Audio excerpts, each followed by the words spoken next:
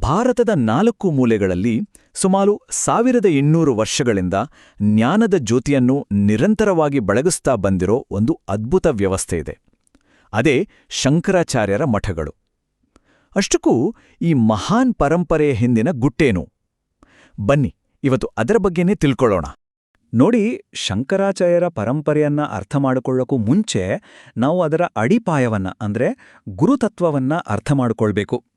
ಗುರುಪೂರ್ಣಿಮಾ ಅಂತ ಆಚರಿಸ್ತೀವಲ್ಲ, ಅವತ್ತು ನಾವು ಕೇವಲ ಒಬ್ಬ ವ್ಯಕ್ತಿಯನ್ನ ಪೂಜಿಸೋದಿಲ್ಲ, ಬದಲಿಗೆ ಜ್ಞಾನವನ್ನ ಒಂದು ಪೀಳಿಗೆಯಿಂದ ಇನ್ನೊಂದು ಪೀಳಿಗೆಗೆ ತಲುಪಿಸಿದ ಇಡೀ ಗುರು ಪರಂಪರೆಗೆ ನಮ್ಮ ಗೌರವವನ್ನ ಸಲ್ಲಿಸ್ತೀವಿ. ಸರಿ, ಹಾಗಾದ್ರೆ ನಮ್ಮ ಇವತ್ತಿನ ಚರ್ಚೆ ಹೇಗೆ ಸಾಗುತ್ತೆ ಅಂದ್ರೆ, ಮೊದಲು ನಾವು ಗುರು ಸಂಪ್ರದಾಯದ ಮೂಲ ಏನು ಅಂತ ನೋಡೋಣ.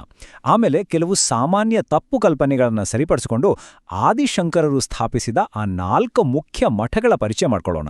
ಕೊನೆಗೆ ಅವುಗಳ ಇತಿಹಾಸ ಮತ್ತು ಇವತ್ತಿನ ಜಗತ್ತಿನಲ್ಲಿ ಅವುಗಳ ಪಾತ್ರ ಎಷ್ಟು ಮುಖ್ಯ ಅನ್ನೋದನ್ನ ತಿಳ್ಕೊಳ್ಳೋಣ. ನಮ್ಮ ಮೊದಲ ನಿಲ್ದಾಣ ಗುರು ಸಂಪ್ರದಾಯ.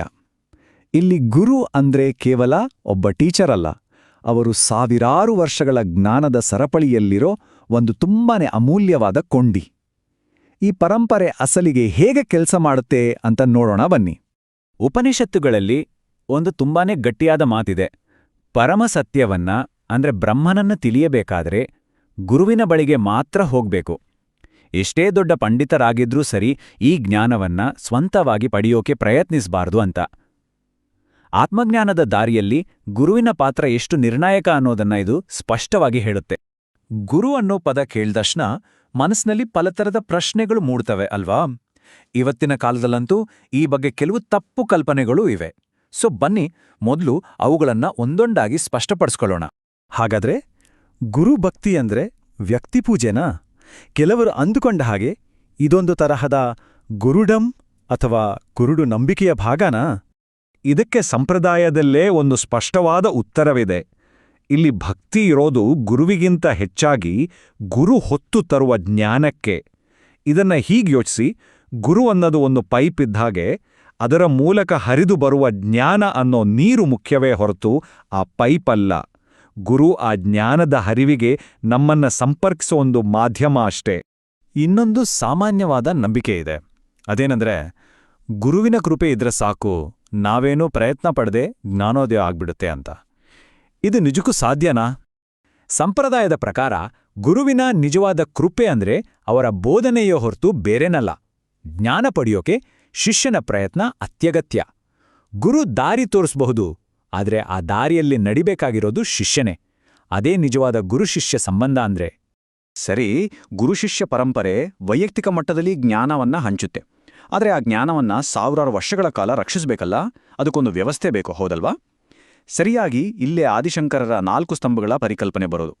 ಸುಮಾರು 8ನೇ ಶತಮಾನದಲ್ಲಿ ಆದಿಶಂಕರರು ಅನ್ನೋ ಮಹಾನ್ ತತ್ವಜ್ಞಾನಿ ಸಂತರು ಸನಾತನ ಧರ್ಮಕ್ಕೆ ಒಂದು ಹೊಸ ಚೈತನ್ಯವನ್ನೇ ನೀಡಿದ್ರು.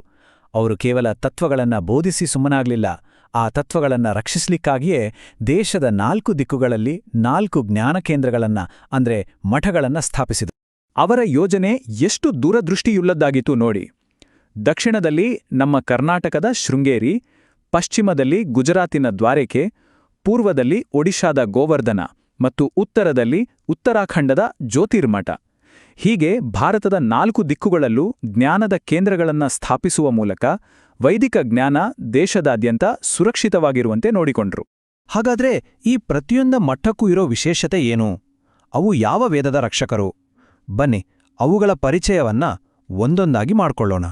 ಶಂಕರರ ಈ ವ್ಯವಸ್ಥೆ ಎಷ್ಟು ಸುಂದರವಾಗಿದೆ ನೋಡಿ. ಪ್ರತಿಯೊಂದು ಮಠಕ್ಕೂ ಒಂದು ನಿರ್ದಿಷ್ಟ ವೇದದ ಜವಾಬ್ದಾರಿಯನ್ನ ನೀಡಲಾಗಿದೆ. ಅಷ್ಟೇ ಅಲ್ಲ, ವೇದಗಳ ಸಾರವಾದ ಒಂದೊಂದು ಮಹಾವಾಕ್ಯ ಅಂದ್ರೆ ಪರಮಸತ್ಯದ ಹೇಳಿಕೆಯನ್ನ ಕಾಪಾಡುವ ಹೊಣೆಗಾರಿಕೆಯೂ ಇದೆ. ಉದಾಹರಣೆಗೆ, ದಕ್ಷಿಣದ ನಮ್ಮ ಶೃಂಗೇರಿ ಮಠ ಯಜುರ್ವೇದದ ಜೊತೆಗೆ ಅಹಂ ಬ್ರಹ್ಮಾಸ್ಮಿ ಅಂದ್ರೆ ನಾನೇ ಬ್ರಹ್ಮ ಎಂಬ ಸತ್ಯದ ಪಾಲಕ.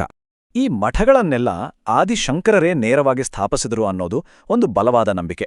ಆದರೆ ಇತಿಹಾಸದ ಪುಟಗಳನ್ನು ತಿರುವಿ ನೋಡಿದಾಗ ನಮಗೆ ಸ್ವಲ್ಪ ಬೇರೆ ಚಿತ್ರಣ ಸಿಗುತ್ತೆ. ಬನ್ನಿ, ಈ 2 ದೃಷ್ಟಿಕೋನಗಳನ್ನು ಒಮ್ಮೆ ನೋಡೋಣ. ಸಂಪ್ರದಾಯದ ಪ್ರಕಾರ ಶಂಕರರು 8ನೇ ಶತಮಾನದಲ್ಲೇ ಈ 4 ಮಠಗಳನ್ನು ಸ್ಥಾಪಿಸಿ ತಮ್ಮ 4 ಮುಖ್ಯ ಶಿಷ್ಯರನ್ನೇ ಅಲ್ಲಿನ ಪೀಠಾಧಿಪತಿಗಳನ್ನಾಗಿ ನೇಮಿಸಿದರು. ಆದರೆ ಇತಿಹಾಸಕಾರರು ಹೇಳೋದೇ ಬೇರೆ. ಅವರ ಪ್ರಕಾರ 14ನೇ ಶತಮಾನದ ನಂತರವೇ ಈ ಮಠಗಳು, ಅದರಲ್ಲೂ ಮುಖ್ಯವಾಗಿ ಶೃಂಗೇರಿ ಮಠ, ತುಂಬಾ ಪ್ರಸಿದ್ಧಿಗೆ ಬಂದಿದ್ದು. ಹಾಗಾದರೆ ಈ ಮಠಗಳು ಇಷ್ಟು ಪ್ರಭಾವಶಾಲಿಯಾಗಿದ್ದು ಹೇಗೆ? ಇದಕ್ಕೆ ಒಂದು ಮುಖ್ಯ ಕಾರಣ ರಾಜಾಶ್ರಯ. 14ನೇ ಶತಮಾನದಲ್ಲಿ ವಿದ್ಯಾರಣ್ಯರ ಮಾರ್ಗದರ್ಶನದಲ್ಲಿ ವಿಜಯನಗರ ಸಾಮ್ರಾಜ್ಯವು ಶೃಂಗೇರಿ ಮಠಕ್ಕೆ ದೊಡ್ಡ ಮಟ್ಟದ ಬೆಂಬಲವನ್ನು ನೀಡಿತು. ಇದರಿಂದ ಮಠದ ಪ್ರಭಾವ ಮತ್ತು ಖ್ಯಾತಿ ಎರಡೂ ಹೆಚ್ಚಾಯಿತು. ಇತಿಹಾಸ ಏನೇ ಇರಲಿ, ಇವತ್ತಿನ ದಿನದಲ್ಲಿ ಈ ಮಠಗಳು ಮತ್ತು ಶಂಕರಾಚಾರ್ಯರು ಹಿಂದೂ ಧರ್ಮದ ಪ್ರಮುಖ ಸ್ತಂಭಗಳಾಗಿದ್ದಾರೆ ಅನ್ನೋದರಲ್ಲಿ ಸಂಶಯವೇ ಇಲ್ಲ. ಹಾಗಾದ್ರೆ ಇವತ್ತಿನ ಈ ಆಧುನಿಕ ಜಗತ್ತಿನಲ್ಲಿ ಅವರ ಪಾತ್ರವೇನು? ಇವತ್ತಿಗೂ ಶಂಕರಾಚಾರ್ಯರು ಕೇವಲ ಮಠಗಳ ಮುಖ್ಯಸ್ಥರಲ್ಲ. ಅದಕ್ಕೂ ಮಿಗಿಲಾಗಿ ಅವರು ಲಕ್ಷಾಂತರ ಜನರಿಗೆ ಆಧ್ಯಾತ್ಮಿಕ ಮಾರ್ಗದರ್ಶಕರು, ಅದ್ವೈತ ವೇದಾಂತಲ ಮಹಾನ್ ವಿದ್ವಾಂಸರು ಮತ್ತು ಎಲ್ಲಕ್ಕಿಂತ ಹೆಚ್ಚಾಗಿ ಆದಿಶಂಕರರ ಪರಂಪರೆಯ ರಕ್ಷಕರು. ಇದೆಲ್ಲ ನಮ್ಮನ್ನ ಒಂದು ಪ್ರಮುಖ ಪ್ರಶ್ನೆಯ ಮುಂದೆ ತಂದು ನಿಲ್ಲಿಸುತ್ತೆ. ತಂತ್ರಜ್ಞಾನ ಮತ್ತು ಆಧುನಿಕತೆ ಇಷ್ಟೆಲ್ಲ ಮುಂದುವರೆದಿರೋ ಇವತ್ತಿನ ಯುಗದಲ್ಲಿ ಸಾವಿರಾರು ವರ್ಷಗಳಷ್ಟು ಹಳೆಯದಾದ ಈ ಜ್ಞಾನದ ಸ್ತಂಭಗಳು ಇಂದಿಗೂ ಪ್ರಸ್ತುತವೇ?